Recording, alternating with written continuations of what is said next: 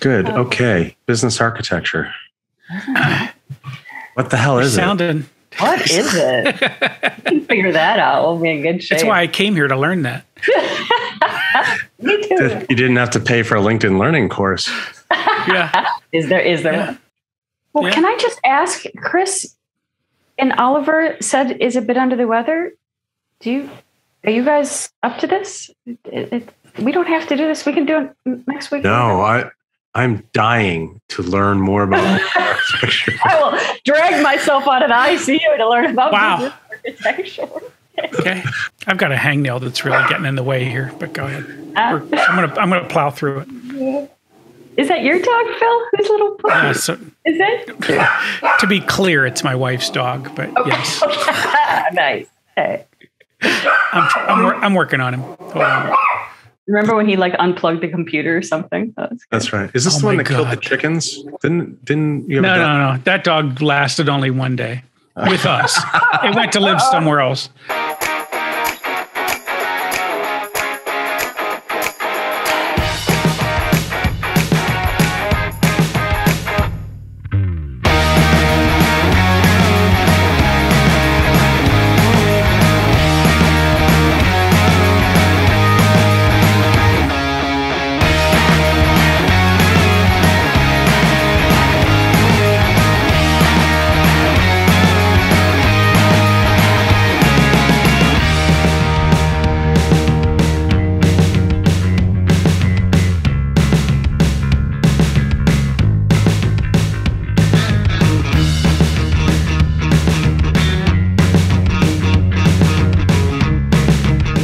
Hi, welcome to another episode of Consultants Saying Things. I am Chris Lockhart. I'm joined today by Phil Yanoff, Oliver Cronk, and Wendy Keene, and we are talking about business architecture.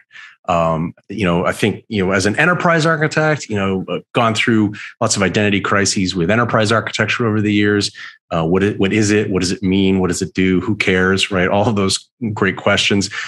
Business architecture, I think, has matured a little bit more over time. But I think there's some really good questions around, where it can play, and when it comes to being a consultant and playing in that space, some of the things that you may be wanting to think about or not think about. So, Wendy, I'm actually going to toss to you, right? Because I know, this is your space. You own, if there's a space that any of us owns, you own this space, right? It's like, BA or your middle initials sort of thing, right? So I want to get your take, and I'll ask the first question. You don't have to answer it right away, but I'll ask the first question. What the hell is business architecture, right? So, Wendy, give us a little bit on this topic, and then we'll go from there. Yeah, we got to start there, right? This is the $1 million question. So, let me give you the what it is, which is not as interesting as the why it is. So, but what it is business architecture is a set of views for an organization. So let's break that down a little bit. If we were to think about a set of blueprints for a home, which might be easier, there's different layers, right? There might be a facade, there might be electrical, there might be plumbing. Organizations have blueprints as well, but they're different layers. They're things like the capabilities, the reusable building blocks that describe what we do, their value streams, their information, products we sell, and a bunch of other things. So if we think about business architecture as sort of this cohesive blueprint, again, set of views for an organization, that's what it is. So to unpack that tiny bit more, there's an organization called the Business Architecture Guild, which has formalized those views. And basically there's 10 different views. Don't need to go into detail, but it's important to say that we're no longer out there making up what it is and what it isn't. It's 10 specific things. And what makes the business architecture unique is that it's a view of an entire organization. So we have lots and lots of fragmented views of what we do. This is the one place where we see the forest for the trees, entirely what we do as an organization from end to end at a very high level. And that allows us to do some pretty cool things. Well, but wait a second. Isn't that enterprise architecture? Oliver, what's the difference? Yeah, so I think business architecture, this is my slightly controversial view. We're interested in what Wendy thinks, but I think business architecture exists because enterprise architecture failed. And by that, I mean enterprise architecture became too IT dominated, right? I think. Wait. Can we quote you? We're going to flash that quote up and on LinkedIn, and we're going to say Oliver said, EA failed. You cut me mid-flow. In most organizations, okay, gotcha. Right? I think there are some organizations that because a true enterprise architect, someone who can look at the broad aspects of the business, the different layers, as well as the technology, I think is a very rare person indeed. And I think what happened is you had the architecture profession fragment. I think initially you had an enterprise architect in the early days. I think the role has fragmented into more business-facing architects, more domain architects that perhaps look after certain platforms or certain parts of the business. So maybe like mortgages in banking and retail current accounts, whatever, checking accounts. I think that what's happened is architecture, as organizations have become more complex and the interactions between organizations, supply chains and things like that have become more complex, there's been a need for more architecture.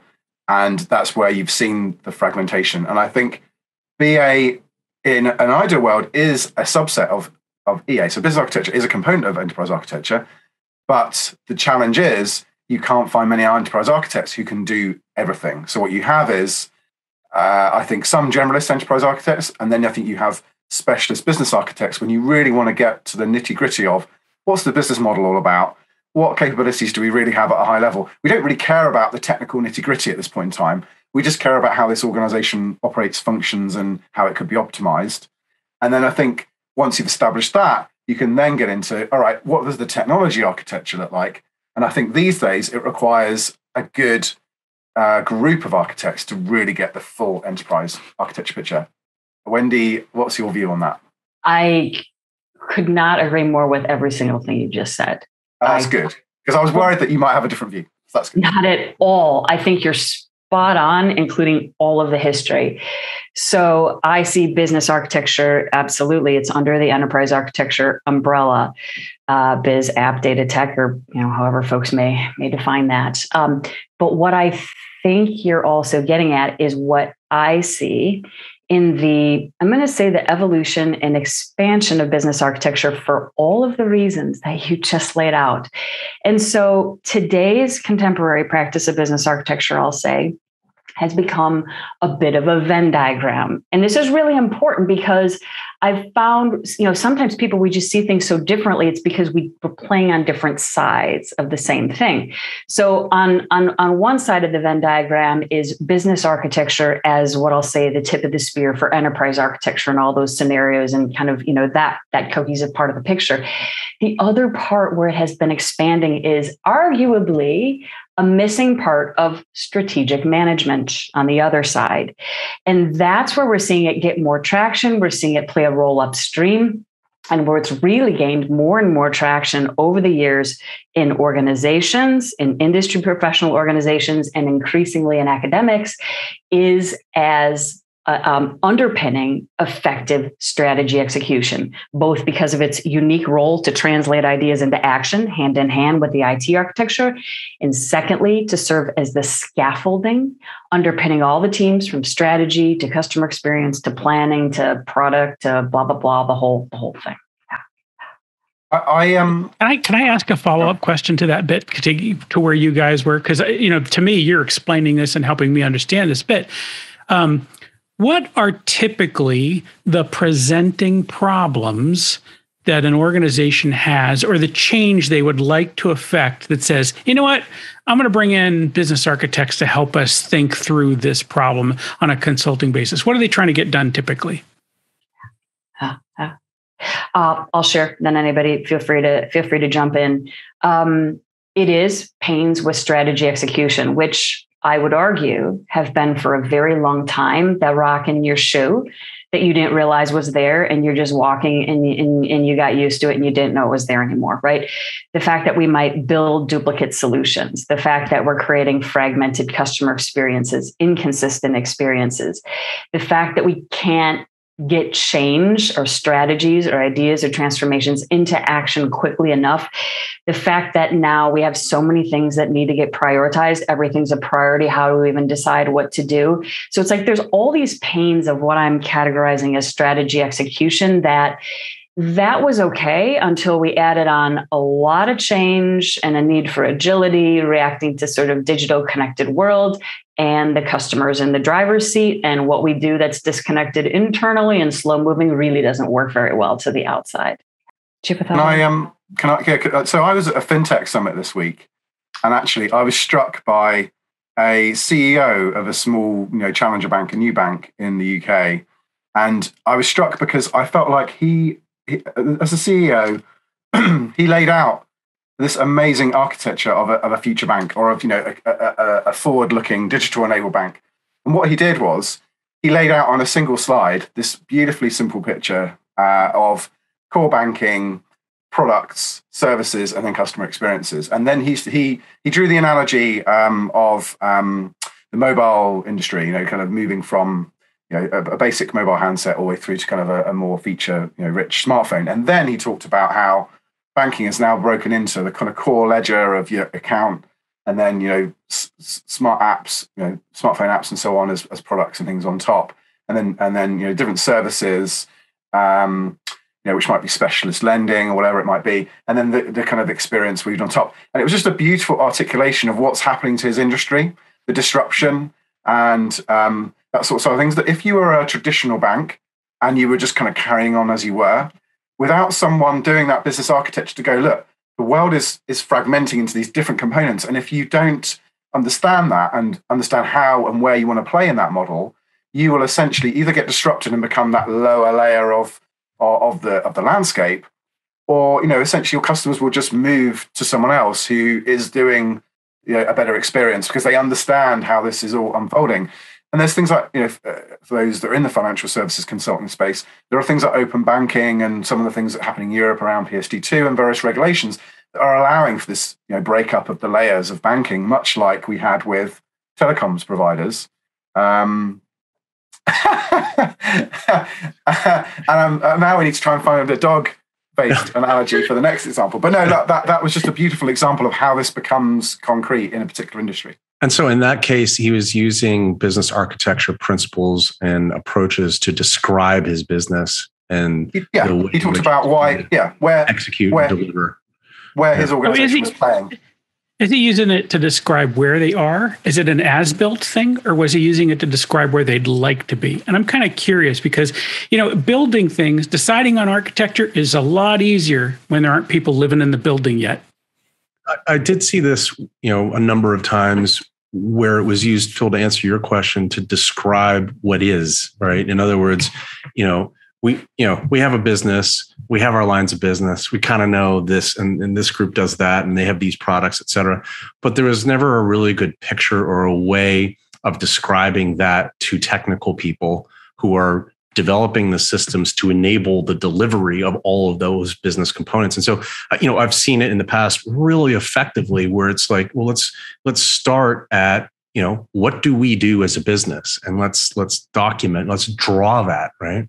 And then within that, it's, well, if one of the things that we do is, just because it's a recent experience of mine, claims processing, right? So claims processing, we do claims processing as part of, or any sort of financial transaction with a workflow or whatever, right? We're doing this sort of processing. And then within that, there are these subcomponents that make up what that is. There is, authorization. There is, whatever, a data lookup on historical data, whatever it is, right? And you have all these other things. And then those even can be broken down into sort of the activities that people, or the processes that people perform in order to make those things happen for that activity within that line of business. And then where it gets really powerful is if you can say, and here is the technology, right, that makes those activities able to be automated. And Bob runs this tool and he pushes the button every 5 minutes. And now you've connected people and tech. And so I've seen it really, really effective in describing a what is. I haven't seen it, Wendy, hopefully you have a really good example, right? I haven't seen it as effective as describing what we want it to be, because then it sort of becomes like, well, we're going to have bank and we're going to have this and we're going to have that. And it's sort of like, yeah, but how? Right. And I'm reminded of a recent conversation. This is in the healthcare space in the US where, the client was basically saying, listen, I've got thousands and thousands of slides from McKinsey sitting all over the place. Tell me what I should do. Right. And even going a little bit into the ways in which I could do it. But I have no one telling me how I take that and actually operationalize it and make it actually real. And that doesn't mean go buy a tool. That means like, how do I take, when they say, oh, you should have, more automated processes. Well, how do I do that? Right. And I think maybe business architecture can play a role in helping describe how that strategy can actually become something real and in place and in progress. I'm hoping that's the case because that's the meta model I have in my head. Entirely. That actually is the gap that it bridges, because it's really hard to go from big ideas or big, we want to be more streamlined and automated, as you're saying, to who actually is going to do what to the people, the process, the technology. And part of where it becomes useful is just like, for the same reason, if you're going to add an addition onto your house or make a change to it, the blueprint, right? The view of the as is, as we've said here, gives me a place to point to and say, all right, this is, we're going to make change here. We're going to do this. Or if we do that, here's the implication of doing that. And the people, process, technology are all the details. They're all the trees. So we can use things like this capability lens, which is a higher level view of sort of these business components of what we do, claims processing, as you said, that helps us understand where we need to make the change and help us orchestrate it and help us say, someone over there and over there is doing something to the same capability. So there is, and I do have to say this does continue to amaze me that for the massive change that organizations make, that view of the future and what we're trying to achieve that we share is often so unbelievably missing. Yet we expect people to somehow get to the vision that's in our minds in a coordinated way and actually make it real. So, Chris, to answer your question, I am so excited to say that I've seen organizations absolutely make this sing, where they have target states with here is what the business architecture is going to look like, and the enablement, of course, hand in hand with the app data tech behind it. That's exactly what it's meant to do. In fact, that's what it's useful for, is actually bridging that gap. Right? Do you know what this? sorry, jump in, but with my cough as well. There's three words I think summarize the most powerful manifestation of what you just talked about, which is target operating model. So for me, something so simple as an infographic, a kind of simple graphic, just showing where the organization needs to go from a kind of really high level sort of process or interplay between different business units. I don't know when there probably is a standard now, because I've seen various different sort of types of them, but effective leaders I've kind of worked for have just been really, really good at just throwing up a very simple picture of the target operating model, which helps people understand where the organization or where the different processes or the bits of technology need to shift towards. Because that, for me, is that kind of key anchor, I suppose, for everyone to kind of understand how all this is going to come together in the future. You realize, of course, and like a little bit back to what Phil was talking about, right? These are,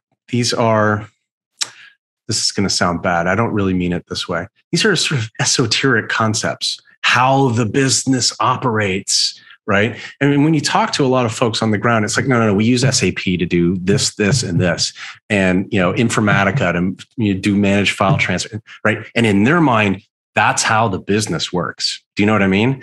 Right. So how do we get people who think like that, and people who think up here with incense and, I don't know, magic wands and, all that right, sort of stuff, right? How do we get those people talking? Because it sounds to me like they are living in different worlds. Am I wrong?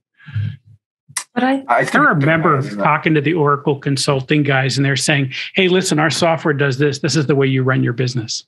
I mean, including like the costing models and stuff like that, right? This is the way you send an invoice, the way we tell you to send an invoice. I'm like, my God, this is a complicated business, and it's been across, it's multiple countries and all of this stuff. And no, that's not what happens. But I really remember walking in going, this is the way you do it. I think what you're talking about, though, is far lower level. And I think you're right. I think it's horses for courses, right? This is... Wait. What did you just say? Horses for courses. Horses for courses? Okay. So should I slightly unpack that? My understanding of that term, my understanding of the term is you have horses that do show jumping. Blurry. Yes. I think. And then you have race horses for the Grand National, which is a, So I think that's what it means. And maybe you have a Shire horse for pulling your heavy equipment. That's why they use draft horses to pull beer. I mean, it's built into their name. Sorry, my actual point was going to be that I think this is more a leadership level or like a business unit manager, executive level, to understand how their team fits in. It's not the kind of detailed process for sending an invoice. That is, of course, somewhere in the layers, but we're talking at a higher level of which, as Wendy says, often people skip over. They go, well, we operate, to Phil's point, we kind of, we sell stuff, we build people for it, and we make money. But actually, oftentimes, if you break it down and go, but hang on, how does all this hang together? No one can actually really draw you a picture if it's complicated. They'll better draw you a picture of their bit of the world. But actually, how does this all hang together? And goodness, actually, to your point earlier, Chris, we've got 5 teams doing essentially the same thing, but in a slightly different way. So why don't we actually kind of get them to talk to each other and give them a common sort of set of capability and and actually get some of those people to do something else in the organization that we currently need them to do. So I think it's different levels. There's process models, and that's something else. And that's business architecture, don't get me wrong, but it's at a far more detailed level. But I think your operating model is that kind of high level view of, right, guys, how's all of our units going to interface to each other? How are we going to interface with customers and suppliers and all that sort of piece? And then each of those will take that and go, right, how do I translate that into invoice to cash or whatever? That's the process I will then go and derive from that picture. Couldn't agree more. Horses for courses. And I would add to that it is, organizations are actually, I believe, missing a core capability, which is getting strategy into execution, aligning it and measuring it. With all the things we think are important, we don't think about that cohesively. We don't have accountability.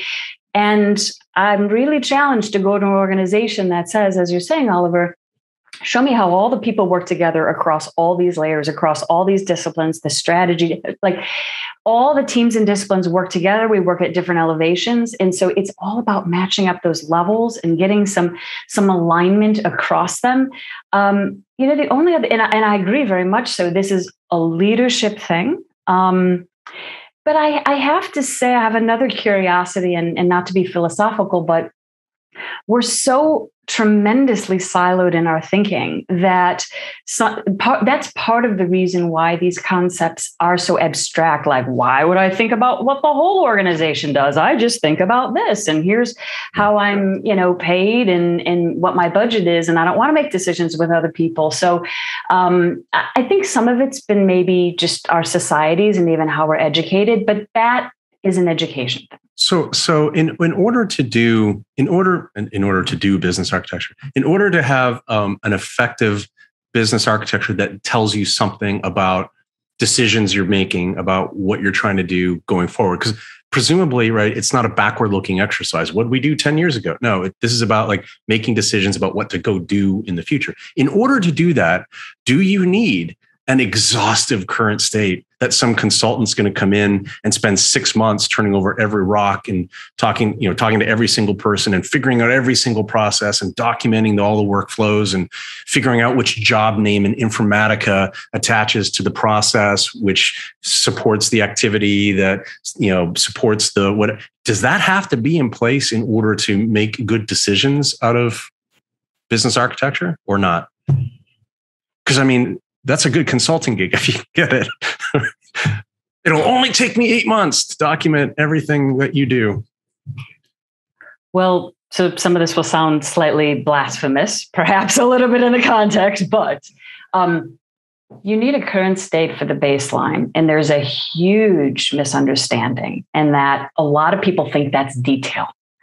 The baseline, if you just have what's our value streams, what's our business model, right? Oliver, you referring to that book on your bookshelf, and what's our capabilities? Now, to be honest, yes, that should represent the entire organization and be exhaustive. However, it's at a high level of detail, so it should not take 8 months to do that. And there's a lot of accelerators and formalization that has happened now in the industry that is speeding that up. So the other part, that sort of joking aside, that's blasphemous, is while consultants, that's a great gig to help organizations build that capacity, the organization should own and steward that business architecture for it to be ultimately useful. And the key from there is everything is just enough, just in time. Document the system ties when you need it. Document the process ties when you need it, based on how you're going to use the information versus if we build it, they will come. That's where I've seen teams fail. And then it's something theoretical. And what are those people building in the back room?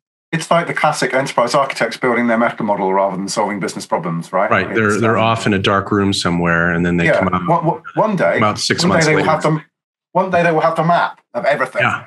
But not just yet. Give us 3 more months, and then we'll have. And by the way, while we're drawing this diagram, please don't change the business in any way whatsoever, right? Because we have it's like a daguerreotype, right? Everyone has to stand still for a minute and a half while we take the picture.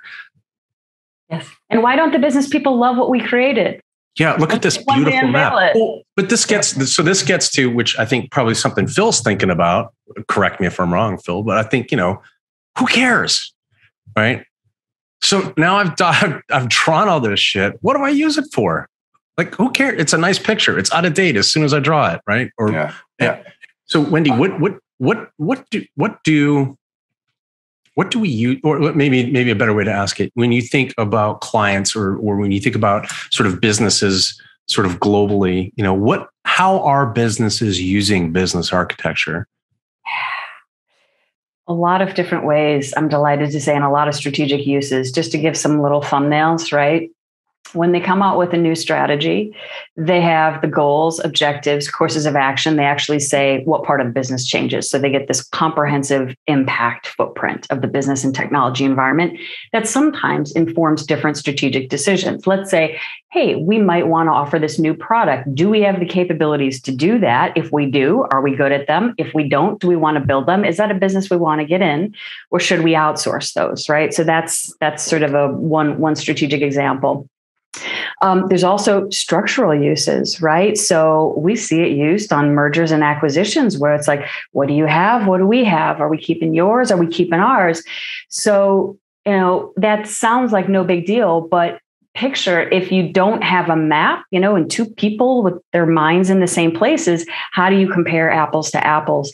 Seen it for divestitures, right? So for these capabilities, we're thinking about divesting. Let's not entangle them in the rest of the business. And because I could talk all day, I could really talk all day. I think one other really good example is certainly looking at the application portfolio and making decisions from the business perspective, where we may have redundancy or what tech debt we care about remediating, or what we've decided we're willingly going to take on, our path to transform based on how it fits within the business perspective. Those are just a few. Feel free to add on, team. Yeah, I like those, but I also see portfolio sort of prioritization being a big one as well, right? I mean, if you don't understand where you're looking to take your business in the future, could you actually be investing going back to technology for a moment, could you be spending an awful lot of your organization's money on perhaps technology projects for an area of the business that's going to be radically changed, or actually, to Wendy's point, might get divested in the future, or actually isn't fundamentally going to move the organization in the strategic direction it wants to go in. So I think without the kind of North Star, as it were, of a business architecture sort of future state, and there's a danger of the organizations and each business unit kind of just doing its own thing. And it's a bit like, we talked about, enterprise architecture. If you don't understand the kind of broader plan and roadmap, I think you're going to make the wrong decisions. I think that's great. It's funny because I was going to actually ask that question, Wendy, and that wasn't this a useful tool in the M&A space? Because, you bring people on and they had flags planted in different places. And now one person can hopefully plant the flag and say, is this where we're headed? And I'm saying that provided that you decided that was the thing you wanted to do, right? You decided this is where we were headed. But, I don't care what size organization you are. I think that having planted a flag saying, these are the things that are valuable to us, these are the directions we want to go, these are the plays we want to make, then if everyone's get that, it just sets up a vibration through the whole thing. And I don't mean that in a woo sort of a way. It's just that people are like, I don't know. I mean, when organizations fail because armies aren't coordinated, it's because people didn't know what were we trying to get done here. And I think just getting that together is, it's got to be valuable to an organization. And then I think my question back to Chris's point of, who cares? Why does this matter? I can see exactly why an organization should matter. And so my next thing is, it seems to me there's got to be some opportunity if you might be inside of an organization at some other level where you could plant the seed that maybe business architecture is one of the paths you ought to be thinking about when you're working on your enterprise architecture, where you're working on some other consulting gig, to say, well, if you just looked at somebody in the eye, some senior level person in the eye and said, tell me how this fits into your larger plan. They don't have an answer to that question. You can probe, but it might be that this is an opportunity for you and for them. I get it. I'm old, right? But, one of my mentors, David Baker, one of the things he taught me early on, it's really down that line, Oliver, which is, there's your mission, your vision, your goals, your objectives, right? In other words, there's sort of a hierarchy of things. And if you start at the bottom, sometimes that works. It's usually better if you start at the top and say, what the hell are we trying to do here? Right. And then, how are we going to do that? And what do we need to do in order to achieve this, this goal, et cetera, et cetera. And layering that on top as a starting point. And again, it's almost impossible to do unless you have a green field, right? Or you have an opportunity for greenfield, but you layer that on top and then you say, well, what are we doing to hit this objective? What are we doing to and being able then at some point, and it's magical when you see it and it happens. It's some of the most satisfying work I've ever done, where you can say, I can tell you this SAP module right here furthers the company's mission because I can trace what it does to the things that it enables, to the activities that it supports. And those activities are directly related to moving the needle on this objective, which ties all the way up to being the best shoelace company in Idaho or whatever, right? And when you can do that, man, and that is a powerful thing because it's like, oh, okay. So if I'm going to invest money, right, in my technology, maybe I want to invest it in a space that has that direct tie to what I'm trying to do, or maybe I'm remediating some other technology issues. But I want to put my dollars where it matters. And if you don't have that Rand McNally view of the world, I don't know how you make those decisions. In fact, I would argue you probably, unless you just happen to be really lucky or really intuitive, you're probably making the wrong investment call. But at the very least, you've got people doing the activities that aren't measurably moving you toward the thing that you are supposed to be moving toward. I don't know. Maybe I'm just old school. Maybe now it's all agile. Maybe we don't need rules, right? Don't document anything. Just go do it. Whatever it is, do something. Just do agile stuff and do it quickly. And be agile. Install the thing that makes us agile. Yeah. Okay. Well, all right. So Wendy, what what makes companies successful with business architecture? Is it having the right people? Is it having the right structure? Is it having a champion? Is it having a really good consulting firm that can do advisory and connect it with execution? Perhaps. Yeah, right on. And we've actually sort of answered that in part of this. So I'm really glad you asked. It's all about the approach to it.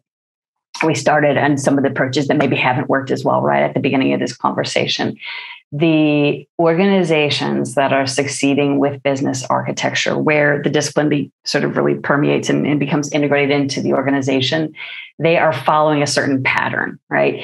I would love to say top sponsorship as high as you can get as soon as you can get it, right? No joke, that will really help. But whether you have that sponsorship or not, it's still being all about the business problem and the business value and saying, how is this organization going to use business architecture and being able to articulate that? Because without that, it's just blah, blah, blah, and some abstract thing, right, that a lot of people do. So it's like, here's how we're going to use it, regardless of all the possibilities. Build the baseline, and then deliver value, build advocates. It's literally that. It is, deliver value with the architecture. As you find new usages, build onto the repository, keep maintaining it, deliver again, win, tell your stories. That is actually successful enough that even if you start business architecture in one part of an organization, you can literally be driving business transformation, like by one step at a time, building with that method. So value. And the other thing that's really big is building partnerships, right? Acting as an internal service provider. And yes, having an expert consultant would help too. Yeah. Is anyone doing this really well that you'd love to call out and just like highlight? You know what? I'll just say this, because they're all public names. If you go to the Business Architecture Guild website and you look at some of the organizations that have, spoken at previous summits, you'll see some really big names out there. And what is that website? businessarchitectureguild.org. That's the not-for-profit organization. Guild.org. I was sitting here thinking, this is an interesting conversation, and I love this whole idea. The thing is, I don't know if it's verifiably true. I don't know if what we said is verifiably true, but a thing that I can intuit from all of this is that if we start with clarifying business strategy, if we go to the optimizing business models, we go down that route. At a minimum, if we can create this clear vision in how we're headed, we get to reclaim all of the loss for all of these random activities that occur inside an organization because people don't know where you're headed. And just reclaiming that, which might be otherwise a deadweight loss, has to be an incredible focusing activity. That's what I think. It probably makes the difference between a company that is able to respond to things rapidly because they're focused on the right things and they know what they're doing versus a company that is trying to react to something but can't because it doesn't really know what it's doing today and doesn't know what it needs to change in order to meet the challenge. Yeah, because they don't have an understanding how the pieces fit together. I think the other thing is I see and I've worked in too many organizations that suffer from the shiny light syndrome, right? This month we're working on launching this product and everyone needs to work on that. And everyone's like, hang on, you've forgotten the landscape of the fact we already have 3 other in-flight products we haven't quite delivered yet. And we've also got 2 that have got major incidents on that we're trying to resolve. So I think it's this kind of, it keeps people honest, right? It helps people understand what's going on more broadly. And much like good enterprise architecture does, it helps people understand what's east, west, north, south. It's just kind of that guiding star thing. So how do you answer the challenge when it's like, yeah, this sounds amazing, but I got to deliver the widget and I need all my freaking people delivering the widget. I don't have time for all this nice stuff that might help at some point in the future. I got to make the thing and I got to make it faster. And I need to take, this project manager over here and I got to put them on the line. They got to make the thing because I need hands. I need to make the thing. How do we answer that challenge? It's back to the levels I think we were talking about and getting to the right people, because certain people if that is their focus, this is not that appealing. But to the executive that really wants to make sure that we're doing the right things at the right time and thinking about the enterprise and investing, and we have the ability to quickly change and react in the future, this is a lot more meaningful. So it's really about getting the right person that cares. Yeah. Let's say hypothetically that it's the executive team that's like, no, we got to make our numbers. And that means shipping product. And that means all this other crap. We're not dealing with all that. We're just going to brute force this thing and get through the quarter. I think some days you got to put your hand to the oar, don't you? I mean, some days you just have to put your hand to the oar and you go forward. But the thing is, what we said was, if we can get this right, the point we get it right, we have a little bit of extra energy that we can then say, all right, let's get us on course while we're at it. Let's figure out, what can I do from where I'm standing, where my hands are on the oar today, to get us headed in the right direction? And Wendy hit it beautifully. I can't really add anything more to it. It's the level. Where am I? What can I do where I'm standing today to help solve this problem? And, say, I'm thinking about it. Who else is thinking about this? What can we do to get together and work this out? So what does a cat on the ground do if you're a consultant, let's say, and you're in one of these companies doing whatever, and you identify this need?